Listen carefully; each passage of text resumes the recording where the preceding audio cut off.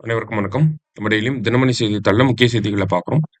இன்னைக்கு பார்த்தீங்க அப்படின்னா, நேத்து நம்ம பிரதமர் வந்து கேரளால ஒரு துறைமுகத்த வந்து தொடங்கி வச்சிருப்பார். ஓகேங்களா? அந்த துறைமுகத்தோட சிறப்பு என்ன அப்படின்னு பார்த்தீங்கன்னா, நாட்டின் முதல் ஆழ்கடல் சரக்கு பரிமாற்ற துறைமுகம் அப்படிங்கிறது தான் அந்த துறைமுகத்தோட பேரு. எங்க அப்படின்னு பார்த்தீங்கன்னா, கேரளால விழிஞம் அப்படிங்கிற பகுதியில இந்த சர்வதேச துறைமுகம் அப்படிங்கிறது தொடங்கி வைக்கப்பட்டிருக்கு. சரிங்களா? அப்ப நாட்டின் முதல் ஆழ்கடல் சரக்கு பரிமாற்ற துறைமுகம் அப்படின்னு சொல்லி தமிழ்ல குடுத்துருக்காங்க. அது இங்கிலீஷ்ல என்ன சொல்லுவாங்க அப்படின்னா, இந்தியாஸ் ஃபர்ஸ்ட் டீப் வாட்டர் ஓகேவா? ஆழ்கடல் அப்படின்னா, டீப் வாட்டர் டிரான்ஸ்ஷிப்மென்ட் போர்ட் அப்படின்னு சொல்லுவாங்க. ஓகேவா? Transshipment port. அதாவது இந்த டிரான்ஸ்ஷிப்மென்ட் போர்ட்ட பொறுத்தவரைக்கும் பார்த்தீங்கன்னா, சரக்கு பரிமாற்றம். அதாவது நெறைய லார்ஜ் கண்டெய்னர்ஸ் இருக்கும் இல்லையா?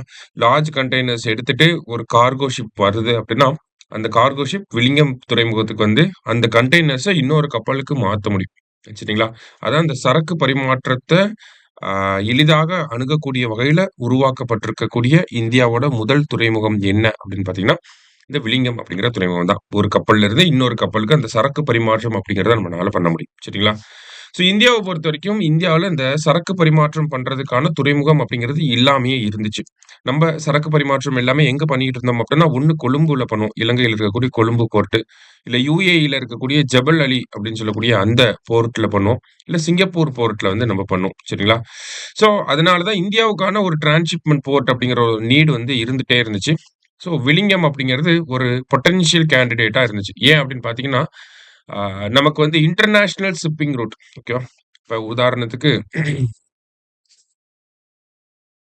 நம்ம வேர்ல்டு மேப் படி பார்த்தோம் அப்படின்னா, இப்ப உதாரணத்துக்கு வேர்ல்டு மேப் படி பார்த்தோம்னா, நமக்கு இப்படி இருக்கு அப்படின்னா, நம்மளோட இன்டர்நேஷனல் ஷிப்பிங் ரூட் அப்படிங்கிறது நமக்கு ரெட் சீ வழியா, அரேபியன் சீ வழியா இப்படிதான் போகும். சரிங்களா? அப்ப விழிஞம் அப்படிங்கிறது நமக்கு இன்டர்நேஷனல் ஷிப்பிங் ரூட்டுக்கு பக்கத்திலேயே இருக்கனால, இங்க இருக்கக்கூடிய கப்பல்கள் வந்து அதனுடைய சரக்கு பரிமாற்றம் ஏதாவது பண்ணணும்னா பண்ணிக்கலாம்.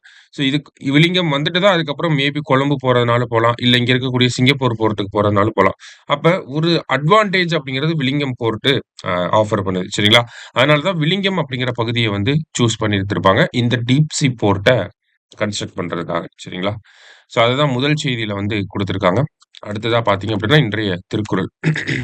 திருக்குறள்ல என்ன சொல்லியிருக்காங்க அப்படின்னா, "செயற்கரிய யாவுள நட்பின் அதுபோல் வினைக்கரிய யாவுள காப்பு." அதாவது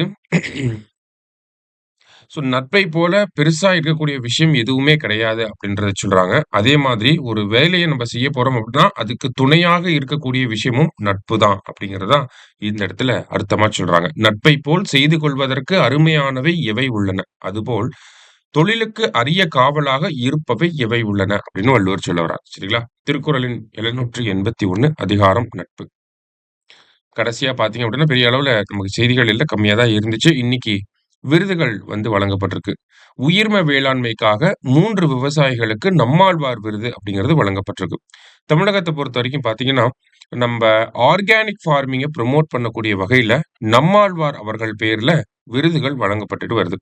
2024ஆம் ஆண்டு பார்த்தீங்கன்னா, 3 பேருக்கு விருது வழங்கப்பட்டிருக்கும். அதே மாரி 2025ஆம் ஆண்டு பார்த்தீங்கன்னா, ஆர்கானிக் ஃபார்மிங் உயிர்ம வேளாண்மை பண்ணக்கூடிய 3 பேருக்கு நம்மாழ்வார் நம்மாழ்வார் விருது அப்படிங்கிறது வழங்கப்பட்டிருக்கு. சரியா? யார் யாருக்கு அப்படின்னு பார்த்தீங்கன்னா, கோவை மாவட்டத்தைச் சேர்ந்த சம்பத் குமார் அப்படிங்கிறவருக்கு ரூ. 2,50,000 பரிசு தொகையோட.